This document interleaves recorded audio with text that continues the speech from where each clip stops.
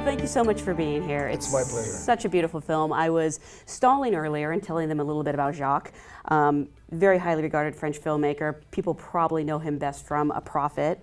How did his script first come to you, and what drew you to the role of Ali? He gave me the screenplay, and then I read it, and it just blew my mind. And it blew my mind because it's so many things at the same time.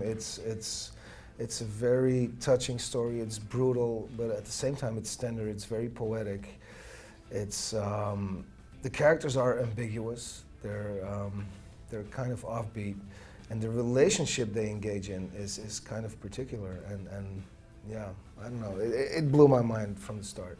Did he give you any warning about what the script was about, or were you reading it pretty much blind the first time? Totally blind. He told me it was based, loosely adapted from the novels of Craig Davidson, so I read them because I wanted to know what the universe was that he was portraying. What for you was the hardest part about playing this character? Well, I think the hardest part was finding the balance between him being this totally dislikable guy, and at the same time being this guy you wanna love. You know, it's the balance. It's making him into a very sincere, straightforward, and at the same time very humble and simple guy. He's not totally unlikable at the start. No, but it's true. The things he does. What are you referring to? Maybe it's more a reflection on me. I found him kind of charming. Oh, really? You have a weird perception of charm. Can't argue with that. Yeah. The things that you judge him for in the beginning, after a while, become a quality, and that was a challenge to stay on that very thin line, because the things he does, you can judge him as being bad or you know. But he's straightforward. He's very honest, and then that's what I had in mind. And what kind of research, if any, did you take on in order to play the role? I mean, I don't know if you're a father in real life. I don't know if you like to bare knuckle brawl. Not that I know of. Well, that would be an answer Ali would give. Yeah, I don't know. Yeah.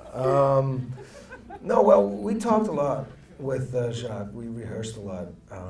We explored a lot of scenes just to see how many possibilities there were to attack a scene.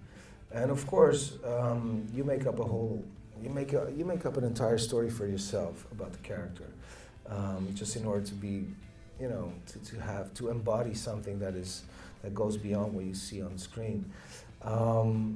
And of course, there's an enormous amount of physical preparation that went on for the film. I did a lot of fighting for a couple of months, MMA, boxing, hitting the gym, because I had to gain a lot of weight. And he wanted me to grow a belly at the same time, so he wanted me to look like big and strong, but not healthy and not fit.